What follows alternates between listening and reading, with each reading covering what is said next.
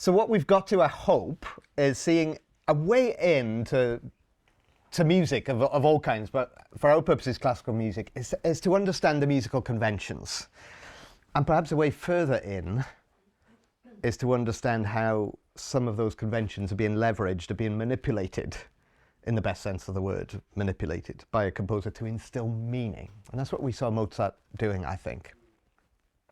And perhaps the best way to get clear on this is just to follow another worked example. That's why I'm keen not to cut this bit, because I think maybe it may just help to settle if we look at more than one example.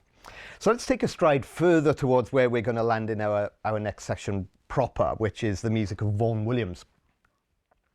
We're not getting to Vaughan Williams yet. We're going to look at a piece from the towering figure of early 19th century music, who is Ludwig van Beethoven.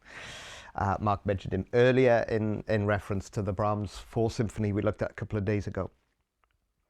And I thought what we'd do, since we've already seen one piano concerto, we've seen how Mozart approaches that style, that genre. We'll stick with that genre, and we'll look at a movement from one of Beethoven's piano concertos, because there's a fascinating and rather beautiful drama going on here. We're going to listen to the second movement of Beethoven's 5th and final piano concerto, sometimes called the Emperor. And we're going to talk about the second movement in a little bit of detail. But before we get there, we need to know what's the story so far, because we're going to parachute in on the second of 3 movements. So what's gone on before is probably best summed up by the very beginning of this concerto, the beginning of the first movement, which we won't look at in detail. But I'll play first couple of minutes of this. And yeah, again, I'll just ask you what you hear. So this is the very beginning of Beethoven's Piano Concerto No. 5.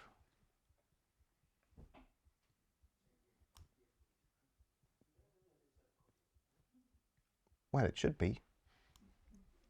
Have we lost sound?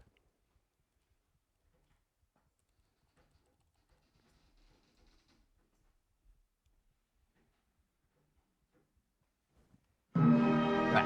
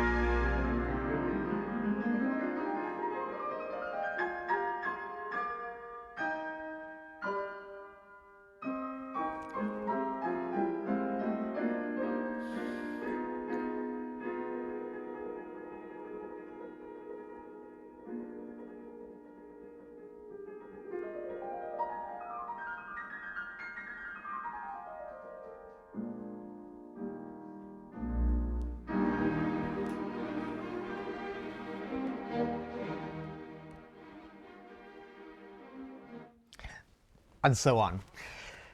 So what Beethoven is doing there is he's setting up a tussle. Did you hear this? A struggle. You get these big chords from the orchestra, and then the piano soloist squares up with this rather virtuosic, kind of stuff. These big muscular chords from the orchestra are the things which the piano fights against, struggles against, squares up against. And it's that confrontation, really, that drives the music forward for a full 20 minutes of the first movement. It's big, it's loud, it's dramatic, it's heroic, it's thrilling stuff.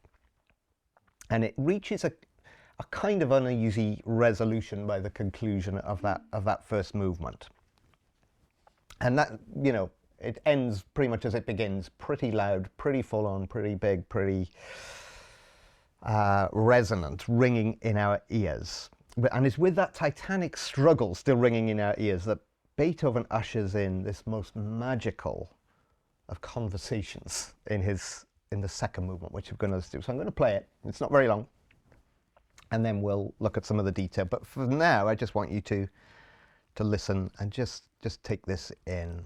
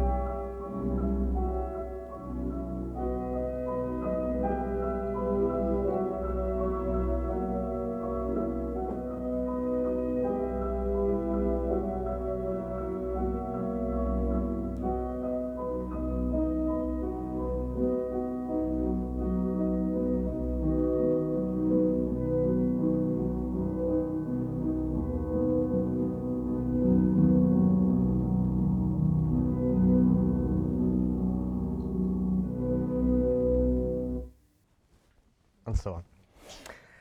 Oh, wonderful stuff. And it's very beautiful, I hope you agree. But believe it or not, what Beethoven is doing here is he is similarly manipulating convention to instill meaning. And what I mean by that is another convention that audiences of the time, the late 18th, early 19th century, would have been very, very familiar with, was that of the love duet. Now, this has a long, long tradition in opera, going way back before the 18th century, with literally thousands of examples of these in operas written around Europe for at least a couple of centuries or more before Beethoven's time. So this is a long tradition that people would have been very familiar with. And the idea is, you know, imagine you are in the opera and you are watching two characters fall in love, as they often do in operas, just as they often do in our movies today. Well, how does the composer show these two characters falling in love? Well, by Beethoven's day, the long observed convention for this is depicting two characters falling for each other, falling in love, is a very simple structure, really. What you often find in the love duet is typically he will sing first, usually something suitably amorous. She will then respond. She will then sing next. And then what you'll find is they'll begin to sing together, but they'll overlap. So the phrases will begin to overlap until eventually there's a bit more coming and going between them, you know, in terms of their musical lines, and then eventually they come together and they fall right into sync and usually sing in harmony with one another. Now that would be, as I say, a very, very familiar structure to Beethoven's audiences. And do you see the representation here? You know, I don't want to be crude, but the two characters are attracted, they come closer together, they're intertwined, and they're finally united. So ultimately, this is a highly stylized representation of sexual attraction and one flesh consummation, if I could put it like that. Now, that may or may not be what's going on in the drama of the opera, but you know, never mind, it's stylized, and that's how people would understand it. And this would be so familiar to early 19th century music lovers. It was their bread and butter, you know, just like verse, chorus, bridge, chorus is bread and butter to us. And so perhaps you can already see the potential for manipulating this to instilling meaning into other music. Beethoven in this concerto does not have singers. He's not writing an opera. But what Beethoven is doing, he's manipulating this form now, and he's bringing this form into his piano concerto for two characters. And we got a hint of this at the beginning. The piano and the orchestra have strongly characterized voices. And he's doing the same thing in this movement. You may have noticed how contrasted the orchestra and the piano is. And so there's a great love duet that's unfolding, and Beethoven unfolds it in 6 stages, but it's very much following this program. And we'll listen again, and I'll point them out as I did before, and maybe that will be helpful. But here's what Beethoven does. His first voice is the orchestra. If I can, forgive me if I refer to he and she. There's not any sexism, I hope, involved in this. I'm just speaking of the convention. So he regards the orchestra as he. It's a more masculine kind of voice. And you notice the orchestra operates as a chorale in this opening. They play the same rhythm. The strings mainly play the same rhythm, and it could almost be played by an organ in church. And that's your clue. As soon as you hear a chorale, rather like a hymn tune, that's always going to have spiritual connotations. That's going to have spiritual associations, contemplative associations. So that's our first character. That's our he. The piano enters with something utterly different, with music that is lyrical, that is fantastical, that is imaginative.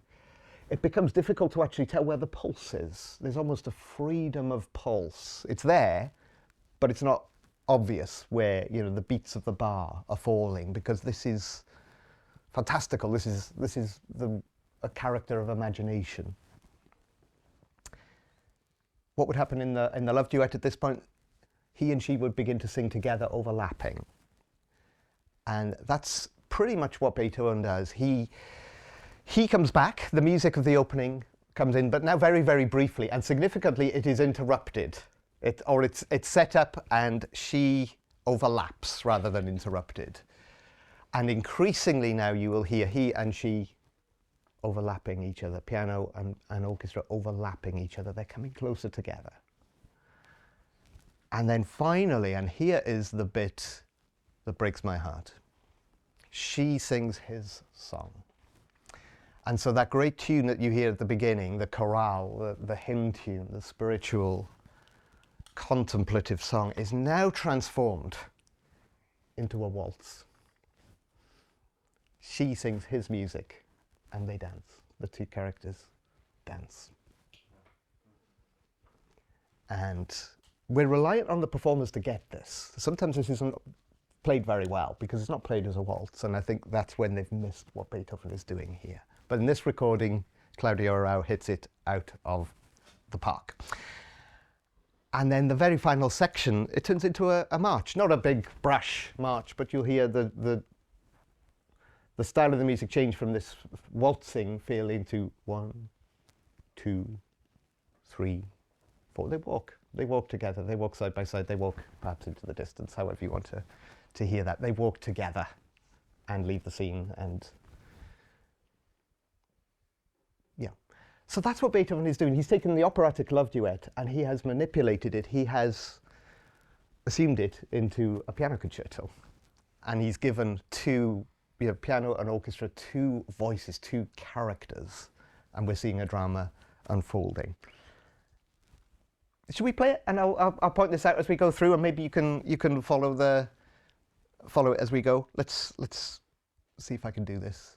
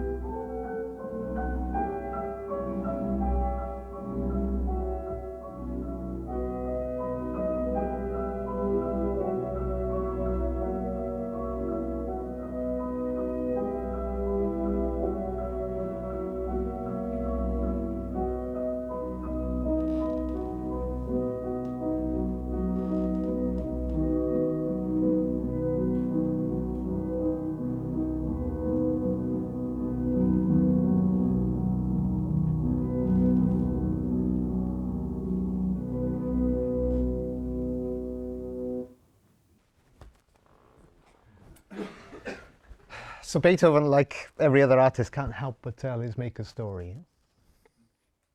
It's the story of a bridegroom who comes into this world to woo and win his bride, who draws her into his dance. He invites her to sing his song. Yeah.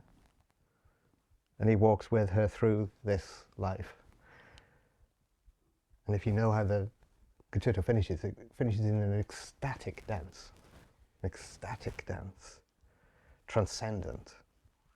And he invites us, doesn't he, his bride, into the transcendent dance of the new creation. Or maybe it's just sound, I don't know. But I find that Beethoven is theologically informed. Right. If that's what he's looking to convey. I don't know if he's looking to convey the theology of that. I think he's possibly got a woman in mind. But he's telling the story, isn't he? You know, every love story is telling the greater love story, isn't it? To a greater or lesser extent. I'm not sure Beethoven's theology is remarkably difficult to discern. So I wouldn't want to, do him an injustice, but I suspect. Sure, that's helpful, thank you. Yeah. How, just to follow on from that, how's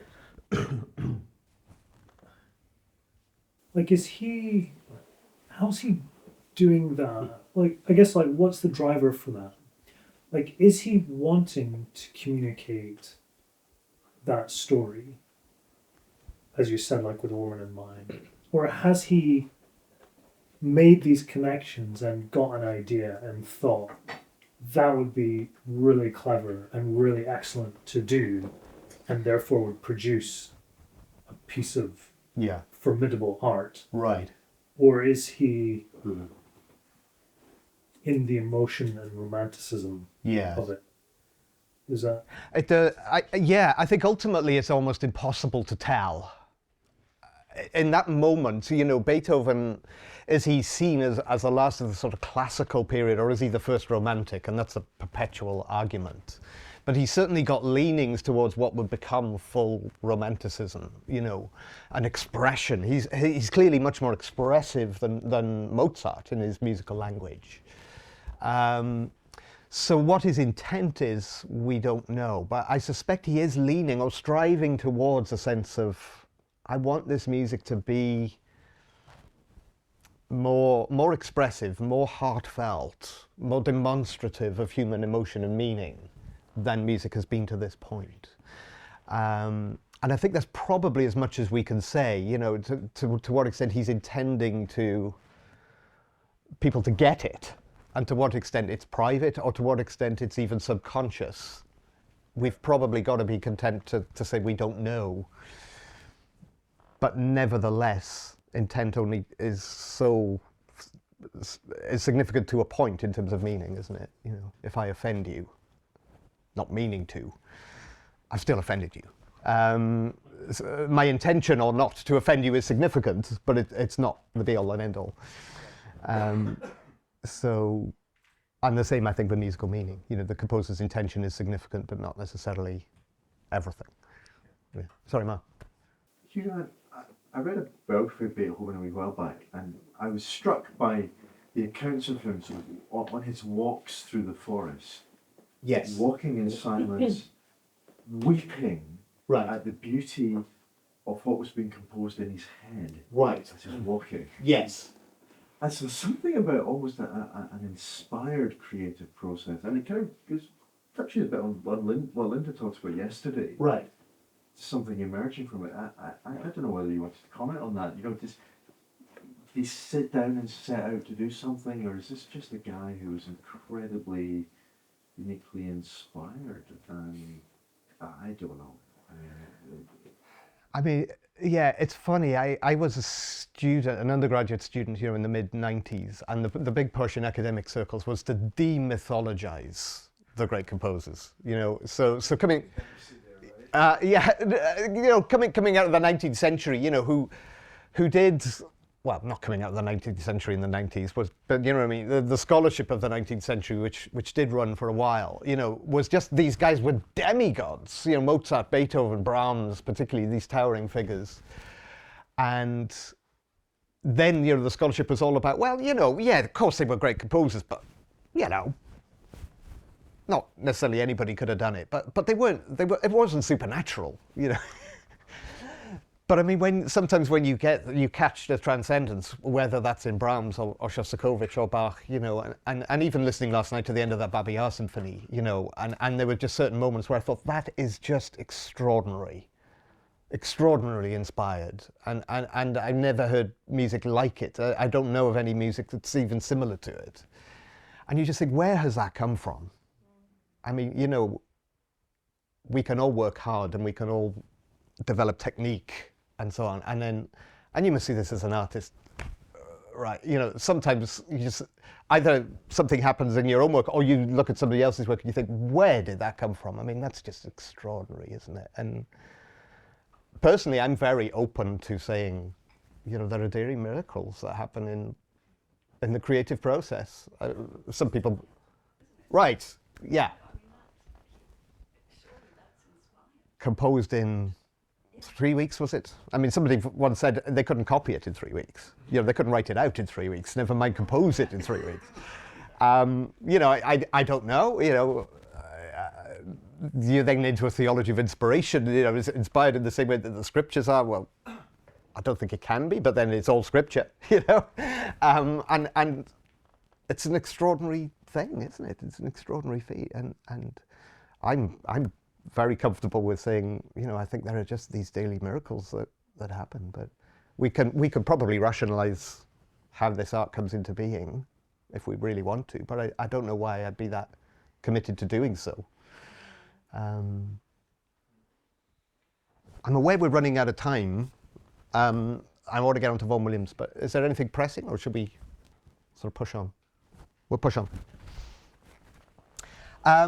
So yes, we're thinking about Vaughan Williams. I need to just change my notes here. And I will try and not be too verbose. So we're landing about as far away as we can from where we were last night in Soviet Russia. And we're about as far as we can get from there geographically, but also in many ways culturally. And we're going to focus on this wonderful British composer, Vaughan Williams. He did insist on being called Rafe, not Ralph. So we will respect that, Rafe Vaughan Williams. And I wanted just to look at him because the stakes for Vaughan Williams as a composer were never the same as they were for Shostakovich. You know, Mark's shown us so well, hasn't he, that Shostakovich and his colleagues in the Soviet Union were constantly, or almost constantly, walking a life and death tightrope in terms of their work, their creative output. You know, Vaughan Williams had the privilege of not having to write under that kind of pressure. But he did have to navigate some fairly hostile and uncompromising cultural pressures in terms of the music he wrote and performed and had published. And I think this is quite informative for us. And one of the ways modernism pressed itself on composers in the West in the 20th century was in the rise of pure music. So pure music is the opposite of what we've just done there. You know, seeing and hearing and appreciating meaning in music.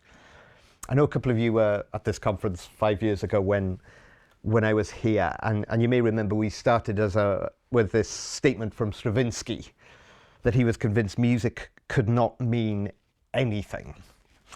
And we sort of looked at that, and that really summed up the cultural moment for composers in the 20th century.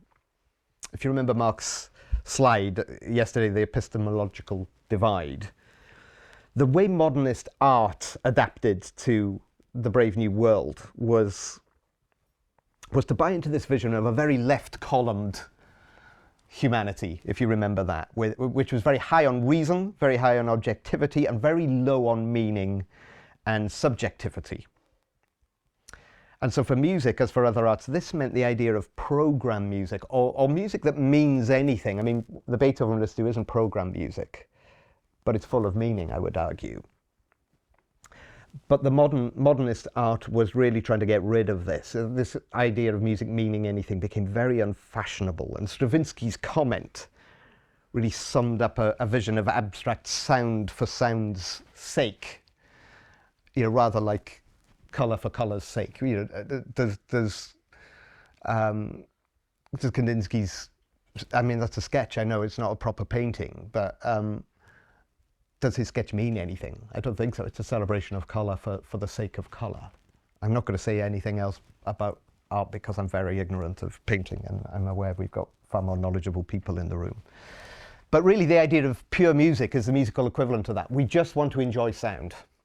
There doesn't have to be a meaning, there doesn't have to be anything else. We just want to enjoy the sounds that are hitting our ears. And this becomes increasingly the artistic culture Vaughan Williams finds himself living in and composing in through the 20th century, as we'll see.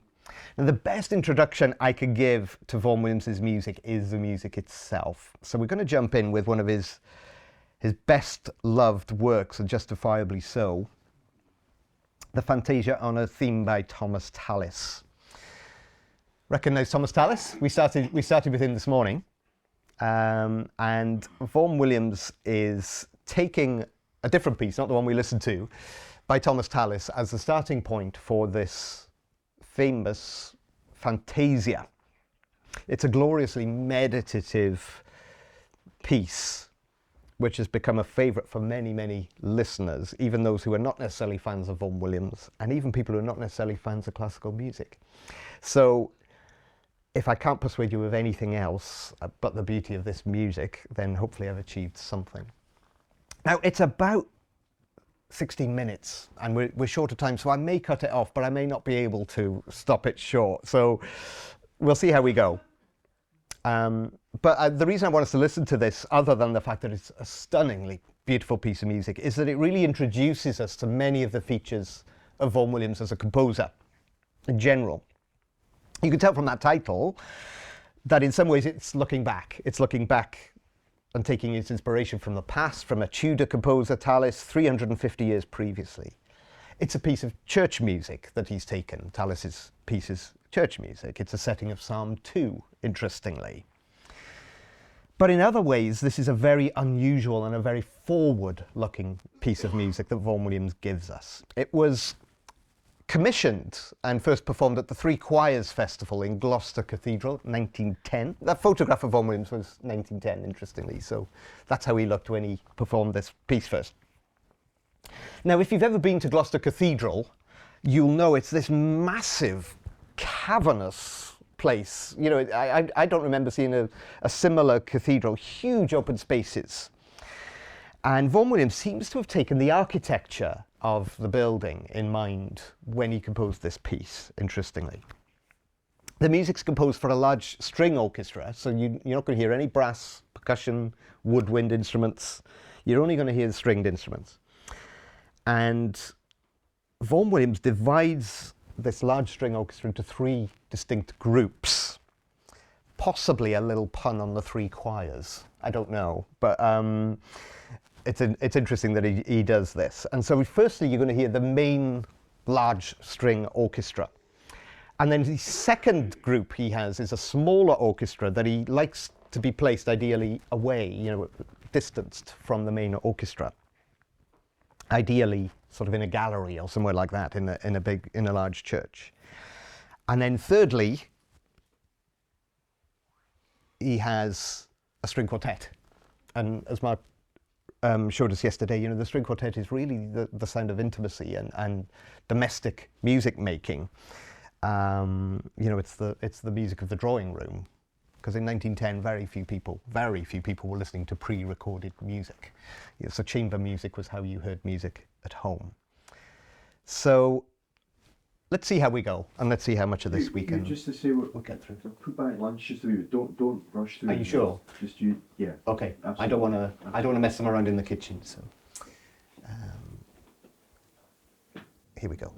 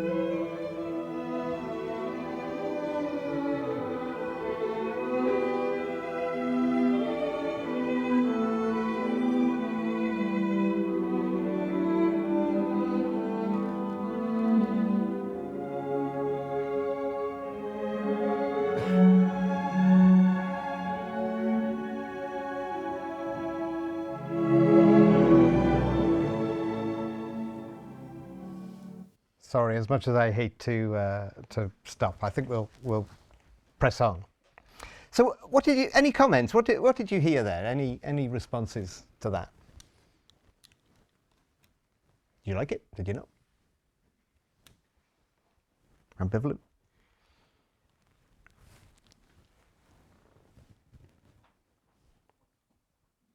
It's just pure transcendence. So just Right. So Yeah. like it makes me feel like this and Right. this huge expanse. Like Yes. it's just amazing. Yeah. Hmm. And that's the effect I think Vaughan Williams wants. He's playing with this, and in 1910 this is a very modern idea, that he's playing with the space, the performance space. There's times where he wants to fill these big cavernous spaces of Gloucester Cathedral. And then there's times where he just wants you to hear music without seeing the players, coming from a distance. And then there's going to be these intimate for the string quartet. It's going to be very small sound in this big space. And he's playing around with that. It's hard to imagine Mozart doing something like that, thinking of the physical space and interacting with that in the music itself, the fabric of the music itself. Huw, have you heard that played live? Yeah. And how does it, because conducted obviously that you live. can describe what's going on, Yes. but we're hearing all three sections of that orchestra through the same speakers. So Yes. what's it like to hear it with, what you've described? I can't actually see that. Yeah, I think it's, you're always limited by the space you're in. So I conducted it a couple of times, but I did get to do it in a big church where we were then able to separate. And I think you begin then to appreciate some potential meaning when you think of the sort of the intimacy, the personal, the string quartet and its interaction with the big and the corporate. But then you've also got this interaction with the ethereal, the numinous, as we were talking about yesterday. This group of musicians who are up on a gallery, and music is coming as if it were from another place, rather like Mozart earlier. And so it's our interaction of that. How do you feel as a composer? Because I was thinking of maybe had you sat in the audience, but actually, Right. do you feel like the Sorcerer's Apprentice, like when you? It's hard, yeah. Logistically, it's very difficult, particularly when you've got musicians there and booming acoustics and that kind of thing. So there's a lot of practicalities that are very hard. As I remember, rehearsals have gone quite well. So by the time the concert came, I was able to enjoy it. But it's a lot of work putting it together, for sure, in rehearsal. And the string quartet separate. It's not like first violin, second violin. No, they're usually taken from the main body of strings, so they would just be under my nose as a conductor. Yeah, so the section principals. They're not always. It's only the smaller orchestra that's. Yes, that's the hard bit to I coordinate. should have three. Yeah, no. I think sometimes it may be done with a separate quartet, but I never did it that way, and he doesn't specify it for it to be that way. I love this piece of listening to it lots and lots of times. I love that recording, which is That's Adrian Bolt, who is a very good friend of Vaughan Williams, so a bit of a connection. the transcendence. That's my dog-in-law that's just come into the room. Hello, Benji, what are you doing in here? Anyway, but there's the transcendence, the beauty, but it evokes, as I'm listening to it, this sense of sort of weighty heaviness, the greatness of England, actually. Right. But also there's a kind of wistful loss and nostalgia, pain that's just there. It's exquisite. Yeah, it really is. And a lot of people hear that rather prophetic element in a lot of music actually around this decade, 1910 to 1920. And we'll listen to one or two other pieces from this period. And a lot of people hear a rather prophetic element of what's going to happen in Europe within a few short years of 1910. Yeah. Sorry, one more comment. Can I just ask, obviously Allegri did the kind of, in the Miserere, the high choir thing. Yes. Did Tallis do that as well? I suspect Mark will know more than I will on this kind of repertoire. I don't know is my honest short answer. Mark, can Not you? quite the same way you get a bit of that in Sveminalium, Right. the 40-part motet, but not in quite the same sort of soaring, ethereal way. Right. It's not unheard of, you know, the antiphony is the technical term. Antiphonal effects are not unheard of before Vaughan Williams, but to actually make it a real part of the fabric of the piece is quite unusual. It's quite forward. Monteverdi would have done. Right. Yeah. Yes. Sure. Yeah. I was So- just going to ask, what does he do to make it sound so open? If you know what I mean. What does Vaughan Williams do? Yeah. He divides the parts. So the first violins will be divided into 3, sometimes 4 separate parts, and then the same for the second violin. So rather than 4 or 5 parts of the string orchestra, you've got kind of 20. So that often gives that real high texture. You've kind of got 20 voices, not dissimilar to Spem in Alium or something like that, those who know the Tallis. So yeah, that's one of his techniques. And it sort of echoes this architecture again, these tall surroundings. Let me give you a bit of biography, not because I think this is very relevant to what we're thinking about now, but also this evening when we look at the Fifth Symphony. Vaughan Williams was born a child of the manse. His father was a Church of England vicar and was from a family of many clergymen. So his father was really from a clergy family. And he was a clergyman, Vaughan Williams' father, in Gloucestershire. But he died in 1875 when Vaughan Williams was just 2.5 years old. Vaughan Williams' mother, interestingly, was a niece of Charles Darwin. And this provides another very tantalizing tension that would have been felt, I think, in Vaughan Williams' life. Darwin's Origin of the Species was published in 1859, so was already causing controversy by the time Vaughan Williams came along. And some of those tensions would have been felt in the family, especially a family of clergymen. Now, Vaughan Williams' second wife, Ursula, she writes in her biography in 1964 about Ralph Vaughan Williams that the young Ralph, the child Ralph, asked his mother about this controversy that he'd obviously picked up about Uncle Charles and his views, to which she is said to have answered, "The Bible says that God made the world in 6 days. Great Uncle Charles thinks it took longer. But we need not worry about it, for it is equally wonderful either way." Now, I am absolutely not going to comment on the theology of that statement today, and much less on young earth, old earth, or anything that I'm not commenting, don't ask me. But I mention that because it's another example of a recurring theme I think we see in Vaughan Williams' life, and it's that of straddling dualities. He learns to do it very early on, to hold two things together in tension. And this is going to be really significant for what we see tonight and here in the Fifth Symphony. He's holding together pre-war romanticism and post-war modernism. He's holding together traditional religion, his father's side, and the progressive rationalism of Darwin, his mother's side. And I think this is really, really significant for Vaughan Williams' music. His religious views are very telling.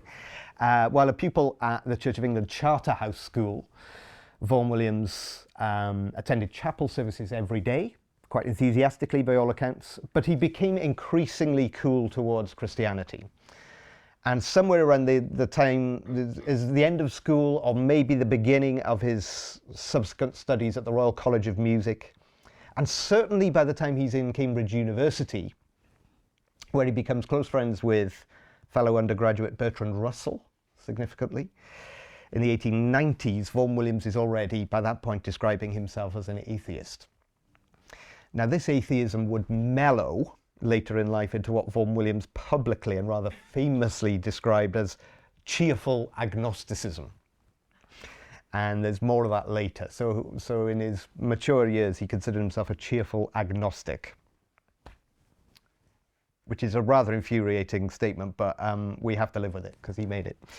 Now, while at Cambridge, Vaughan Williams studied composition with a very, very important figure in British music, Charles Villiers Stanford, a very fine composer himself.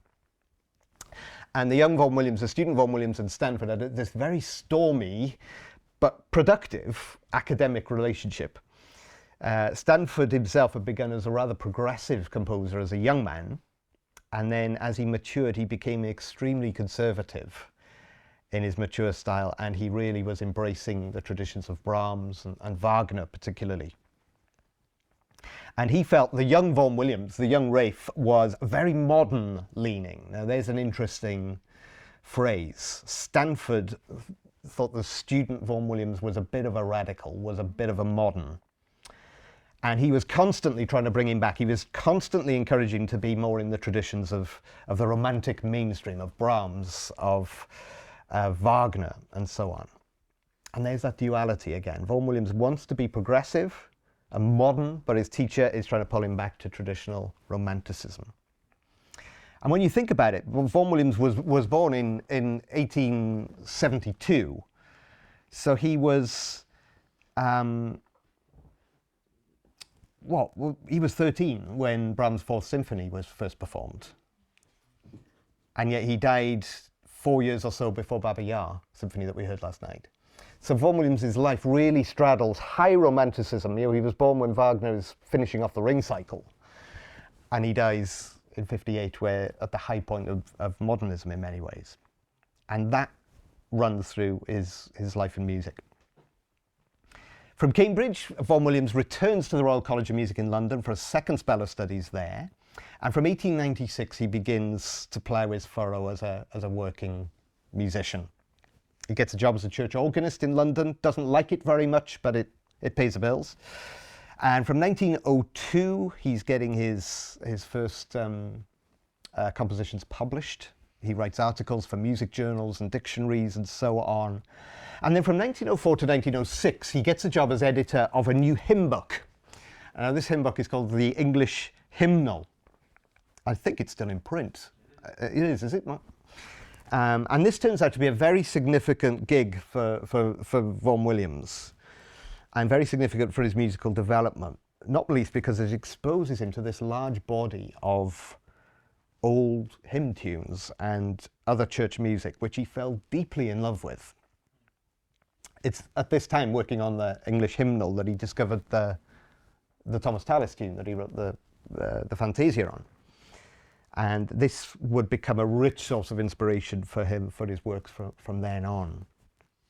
And all this time through the noughties, the 1990s, Vaughan Williams is continuing to compose, he's getting growing success, and in 1907-08, so 2-3 years before the Fantasia we just heard, he has 3 months of study with the strongly modernist French composer Maurice Ravel, who you may know from the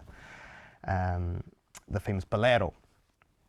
Now, in the 4 or 5 years before World War I, Vaughan Williams has a number of successful pieces performed and published, including the Fantasia we heard, and in 1913, 1914, the Lark Ascending, which we'll listen to a little bit of already. Oh, we'll listen to a little bit of in a minute. Then, of course, the World War I happens, 1914. Vaughan Williams serves in the armed forces during the war. He serves in an ambulance team, so he is basically picking out maimed, injured, dead bodies from the trenches, putting them on his stretcher, putting them on his cart, and taking them either for burial or for hospital treatment. So it's a hugely traumatic role that he has during the war. He later serves as a gunner in the artillery. Most of his time is spent behind the lines in France. And he lost many, many good friends in the Great War. And as you'd expect, his experience had a profound effect on him, of course, for the rest of his life. But let's pause there in terms of his life story and take a look at an important musical event that happened just before World War I. In 1913, Vaughan Williams is having success with one of his most popular pieces to this day, the Lark Ascending. Now, this is a beautiful rhapsody for solo violin and orchestra, and it's based on a poem by George, I don't know how to say this, whether it's Meredith. I think in Wales we would say Meredith, and I think in Scotland we might say Meredith. So you could tell me which one. An 1881 poem called The Lark Ascending by Meredith, I'm going to say. I'm going to play a bit of it. You may know Lark Ascending is one of his most famous pieces, and I'll put the poem up as well. That is the inspiration for the music.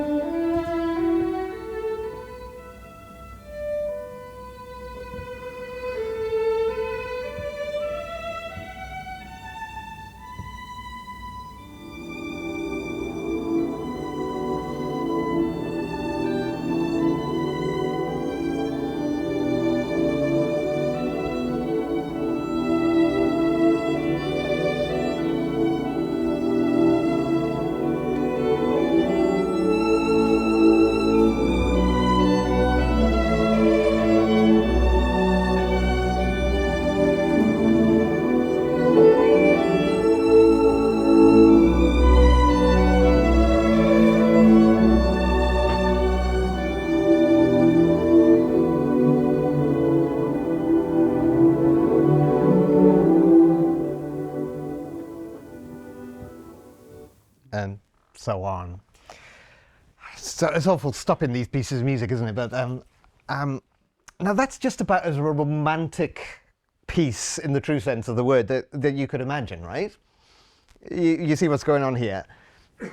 It's this beautiful, poem, and it's clear what's going on here, isn't it? Vaughan Williams is asking the violin to be the lark, to drop the silver chain of sound around, and to chirrup and so on. And it's a beautiful piece of musical painting, and perhaps an accompanying vision of that old England Mark was talking about. This is 1913. It couldn't be a more romantic piece of music. In the same year, 1913, this piece is premiered in Paris. Stravinsky's Rite of Spring. I mentioned Stravinsky earlier. We won't talk too much about him, but he is about to become the towering figure of musical Europe following the premiere of this piece of music. And I'm going to play you the last 4 minutes of the Rite of Spring. Remember, this is 5 years after Vaughan Williams himself was in Paris studying with Ravel. 1913. Imagine you go to the ballet to hear this new ballet by Stravinsky, choreographed by the famous choreographer Nijinsky. And the last 4 minutes of what you hear goes like this.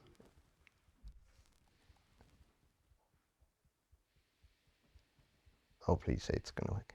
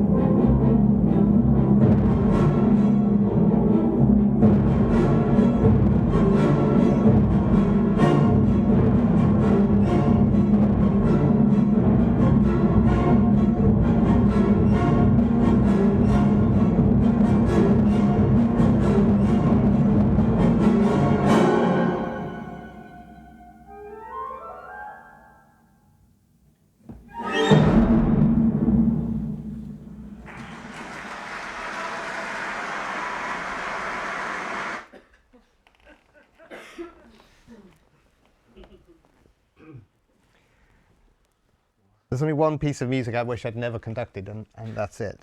I find it profoundly disturbing. But a utterly brilliant piece of music, but profoundly disturbing. And those two things. Well, what did you hear? Just briefly, I know we're a little bit. I want to attack someone before they attack me. Right. Okay. Yeah. I was being eaten by a shark. Okay. Yeah. Okay. This is good. Keep going. War. Yes. War. An anticipation of the First World War. Yeah. Right. Very interesting. A year before. Yeah. Is this the guy who said music doesn't have meaning? Yeah. Now he said that a little later, but Okay. yeah, he gets to that point. Yeah.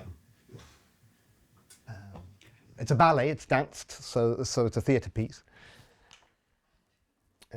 Any other responses? I'm not asking you to tell me what it means. It's just so unstable and threatening and unsettling and Utterly. volatile. Yeah. At the same time, I think it draws you in. Right. It's compelling, isn't it? I mean, I want it to stop, but I don't want it to stop. It does very strange things to me, this music, and it did. Anyway. Yeah. It's almost Nietzschean. Right. It's got this sort of, It is. There's this progressive, compared with Vaughan Williams, sort of utopian, and this is like a progressive dystopian. Like if there's no meaning, Right. then the world crashes in and Okay. it becomes dark and you're not following strict beats of the bar, just Right. throwing in sounds randomly. Yeah. At which point you could say, well, when did it stop? Did it stop with the last bit Right. the orchestra played, or did it carry on with the clapping? Because that's just sound. Right. As well. You might as well just get a pneumatic drill and record that if sound is for sound's sake. Right. So he can't escape communicating meaning. Right. But when he's in the process of abandoning any Yeah. confidence in meaning, what you come up with is something that sounds like bombs and screaming. Right. Yeah, and I think this is really significant because what's actually been depicted on the stage is the Rite of Spring. The subtitle is Scenes from Pagan Russia, I think, or words to that equivalent. Stravinsky was Russian. And he's gone back to pre-Christian Russia, and he's giving a depiction of it's distressing, but basically a people are going to offer a sacrifice to the pagan gods because they want winter to end and they want spring to come. They're people who live on the land, of course, they're pagans. And so a young girl is chosen from the village, the community.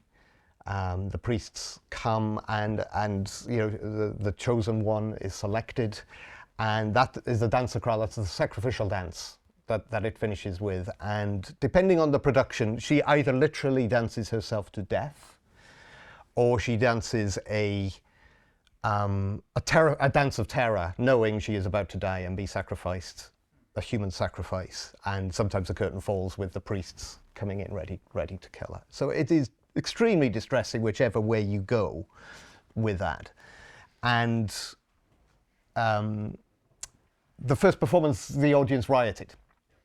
Famously, they literally rioted. So you got people in dinner suits. The aristocracy of Paris in dinner suits and ball gowns are saying this is an outrage. They are literally on their feet shouting, rioting, which of course does Stravinsky no end of good because he becomes infamous overnight. He doesn't mind. He's caused such a hoo-ha. And of course Stravinsky gets, they're saying this is outrageous. This has no place in the theatre. This has no place in art. This is ugly. This is absolutely appalling. And 2 years later, Stravinsky gets to say, well, what were you doing in France a year later? What were you doing to the young men of Europe? You were blowing them to smithereens. Is it really that different?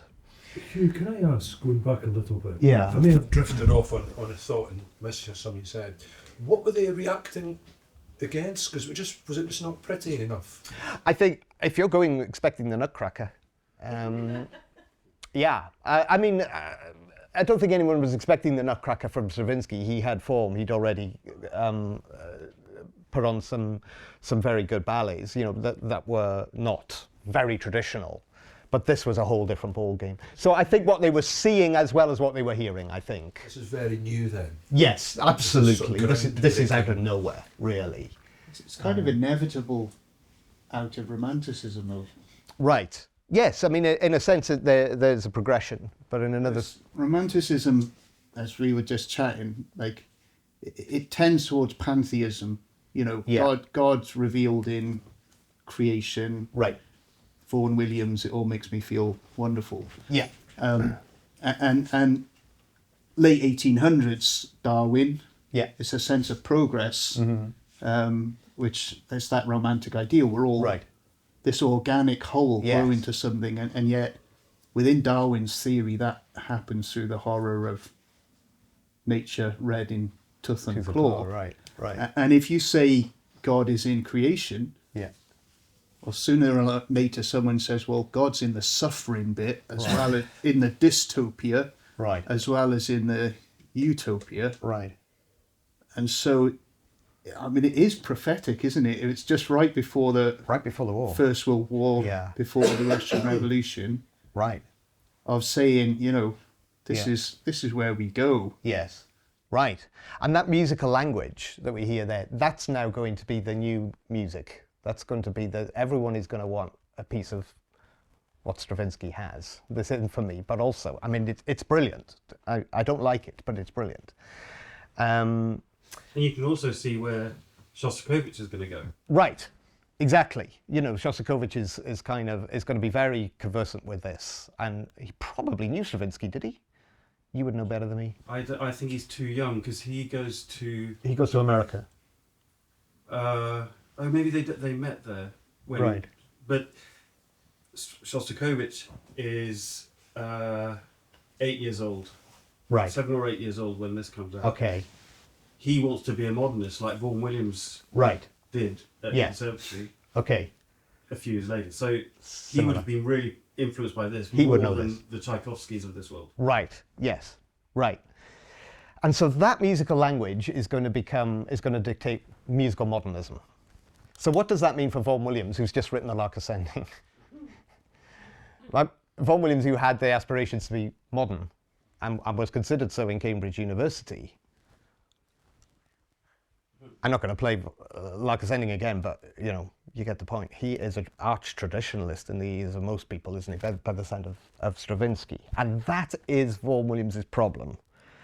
Because it's a while after the war, understandably, before he can compose anything again. But in the 1920s and 30s, Vaughan Williams is increasingly successful in his popularity as a composer. But he's got this dilemma. This has happened. And by the end of World War I, Vaughan Williams is 46. Now, he was considered a modern in university, but his big musical passions are going back to the roots of things. You know, back to Thomas Tallis, back to modal music of the medieval Middle Ages and the Renaissance, the folk music of England, traditional dance, church music, hymnology, you know. His youthful atheism has given way to his cheerful agnosticism.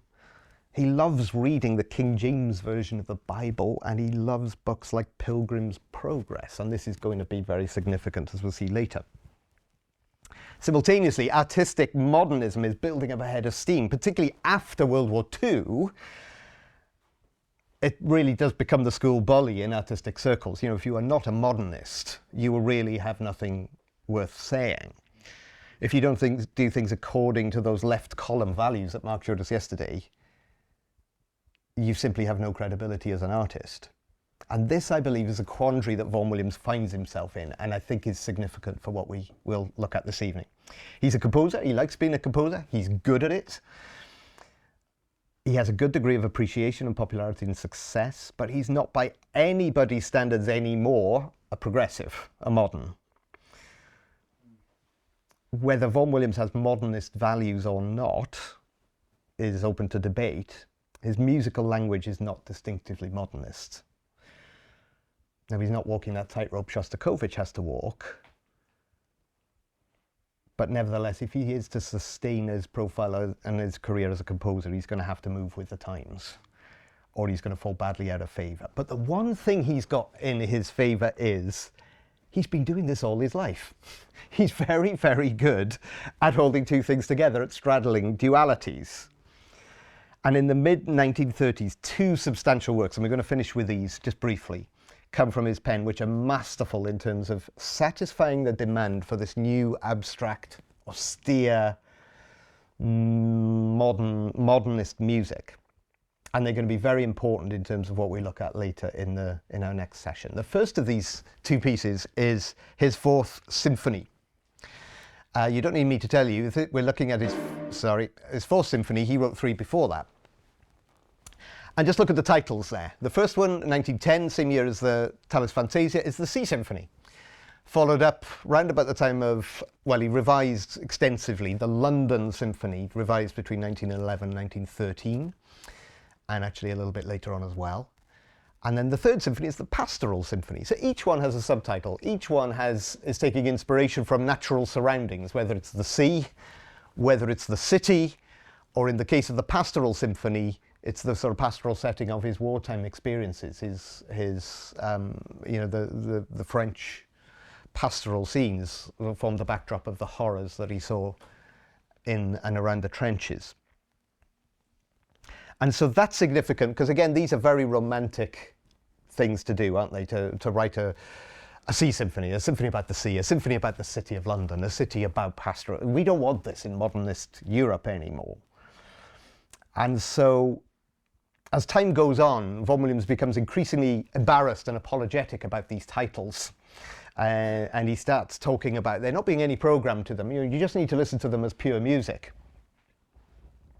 Don't get hung up on the meaning, just enjoy the sound, and that's fair enough to a point. I think later on, writers like C.S. Lewis and Tolkien would get very, very frustrated with people always trying to allegorize their music, their books, Their books were full of meaning, but they weren't allegories, and they were frustrated that people tried to allegorize them. And I think Vaughan Williams has a valid frustration in the same way.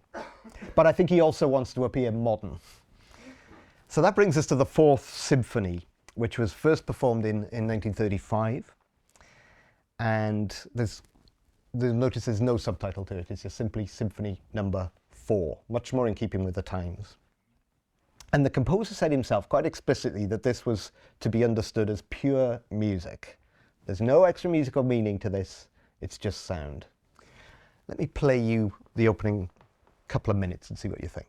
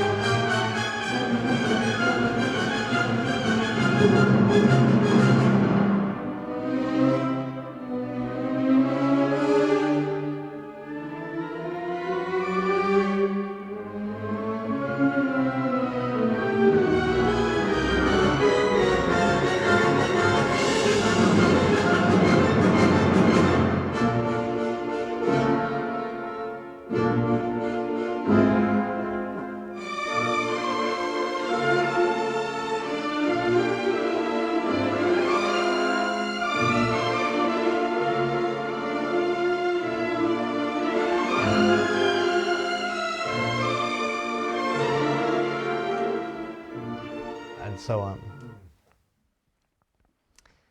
So that really is about as modernist as Vaughan Williams seems to get to my ears. Don't get me wrong, I think that's wonderful music. And I love this symphony, but there's a lot going on there and not just the notes themselves. What was your response as you heard it? What did you feel? What did you think? One ambulance crew is what I thought. Right. Okay. Oh, that's for crashing noise and yeah, it's quite distressing again, isn't it? It's quite. Very like the beginning, the Shostakovich, that's the other one. Shostakovich, no. Stravinsky. Okay, interesting. Yes. Yeah, look much more dissonant, a lot more. At the beginning. Yeah. Yeah. So he's lost. So he's still playing with motifs though, because he's starting with little motifs and extending them. Yes, yes, he And is. then, Yeah, and then towards, and suddenly there seemed to be a switch just at the end, which was much more melodical, I guess. Yes. It was kind of, the duality was there. It's a second subject. It's a sonata form. So you remember that second subject. So the second subject has a more lyrical form compared with the more dissonant first. Looking back to romanticism again. Yeah, so we're still looking at traditional forms. Absolutely. It's not like the Rite of Spring for sure. Yeah. Is it like a quite a bold, like, oh, I can do this as well. Here you go. Right. Yeah, I think there's an attempt at that for sure. You know, that he's trying to distance himself from the lark, you know, and the pastoral and the, you know, Thomas Tallis and these kind of things. So he's lost confidence in any kind of overarching narrative to his. There's no coherent meaning, right. but he still communicates something. Yes, he does. Communicates confusion, and so he can't escape meaning. Well, this is the thing, and this is the big frustration for Vaughan Williams. Here he is, and he's telling everybody this is pure music, there's no program, blah, blah, blah, blah, blah, and everybody goes, yeah. So the critics, you know, one critic here is, this is the rise of fascism in mid to late 30s in Europe. He said this should be subtitled The Fascist. Not as a celebration, but as a horror, you know, that fascism is on the grow. Another critic, he is it as essentially a romantic symphony. This is driving Vaughan Williams nuts because he wants to be abstract, he wants to be a modernist, or at least seem like one. And significantly, even Vaughan Williams' inner circle, his closest friends, including his wife, were convinced there's a secret program that Vaughan Williams won't divulge. And why would he? I mean, at the time, that would have been so unfashionable. Now keep that in mind because we're going to look at the Fifth Symphony and I think there's a secret program that he won't divulge. And so it's not without precedent. I'm not the first person to say it about Vaughan Williams when we get there. Just as we finish, a year after the first performance of his Fourth Symphony, Vaughan Williams writes and premieres a big choral work called Dona Nobis Pacem.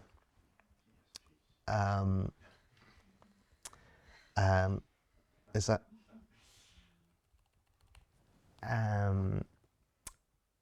The Latin title, Dona Nobis Pacem, if you know, comes from what's usually the closing section of the Mass setting. This is, you know, there are literally thousands of musical settings of the Mass from history. And these words are sung at the point at which communion would be taken in the church. And it's really the climax of the service, of course. And the words are sung, Agnus Dei qui tollis peccata mundi dona nobis pacem. Lamb of God who takes away the sin of the world, grant us peace. Let's listen to how Vaughan Williams starts his Dona Nobis Pacem.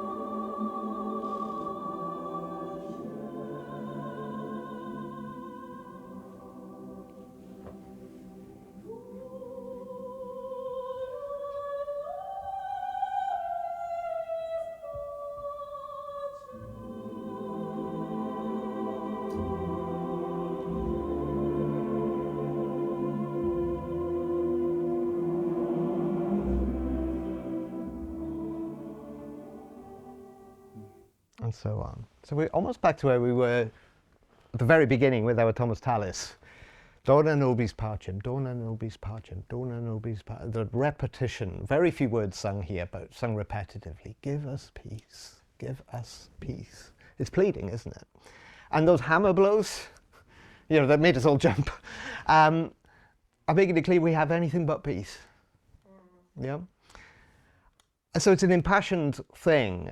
And it's really Vaughan Williams's War Requiem. The date is significant. This is 1936. A lot of people are already saying war's on the way. People are already predicting it. This is a guy who went around the trenches pulling out dead bodies of his friends or maimed bodies of his friends. He's been there, he's done it, he's seen it. It's almost unthinkable, isn't it? It's almost unbearable to consider we're going to go back to that. And okay, the details are different between the two wars, but the body count isn't, is it? And so it's a deeply moving piece, but it's actually quite a subversive piece, because that opening line, Agnus Dei qui tollis peccata mundi dona nobis pacem, is the last line that's sung in the Mass. It's at that point everybody takes communion and goes home. Vaughan Williams makes that the first line of his new piece. So what is he saying? He's saying to God, we're not done. I haven't even got started yet. I've got a lot of things I want to say. Now, we might not like that sort of attitude, but it's honest. I don't want to take communion and go home. Lamb of God who takes us away the sin of the world, grant us peace. I'm just getting started right now.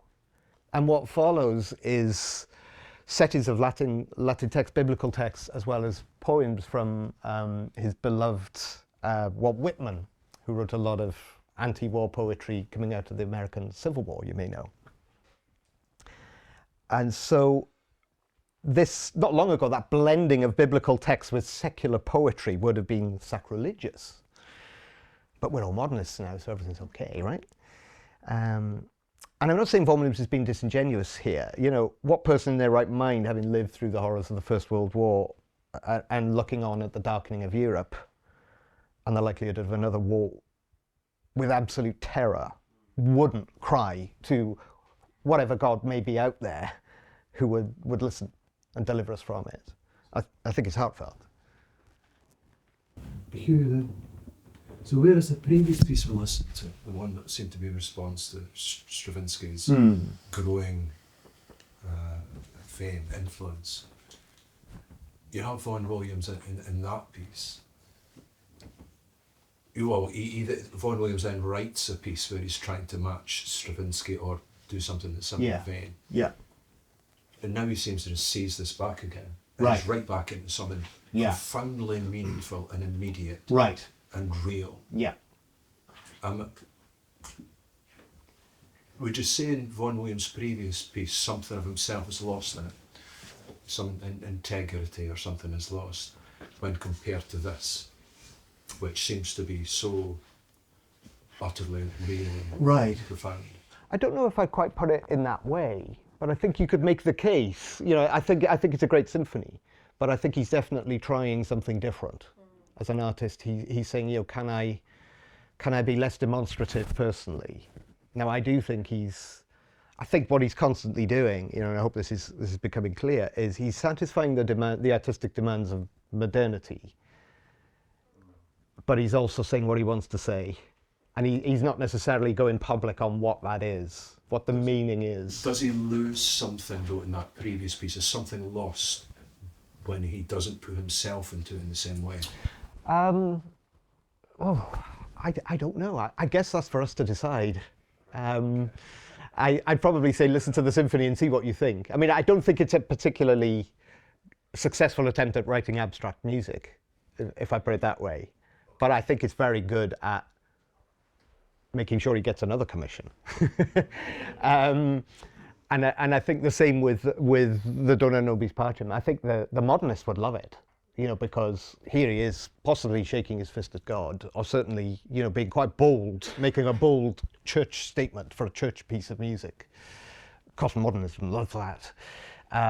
But I think he's also finding a way of expressing his own deep horror and deep So he's finding integrity within this new form I think so. of modernist Yeah. music. And in the way that Stravinsky, in a very different context, manages to stay alive, write music that keeps him alive, but also manages not to compromise, as Mark's been showing us so well.